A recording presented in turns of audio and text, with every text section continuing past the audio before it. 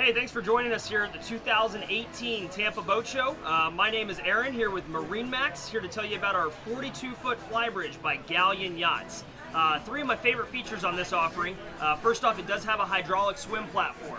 So great to add a tender, maybe a jet ski, and built-in ladder there. So as that platform deploys, really easy to make your way down, whether that's just your private beach or access to a tender or ski.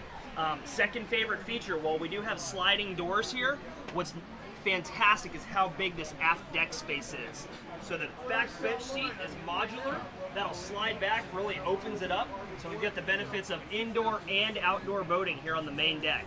Lastly, the most impressive feature of the 42 Fly is that this offering does have 3 staterooms, plus a drop-down area here in the salon, comfortably sleeping 8 guests. You'd have to go over 100 feet to have more than 8 guests stay overnight on a yacht. So this 42 Fly really has a ton to offer. Nothing else in this class can match. Join us here at the Tampa Boat Show, Tampa Convention Center. I'm Aaron Abel here with MarineMax. Thanks for tuning in with us.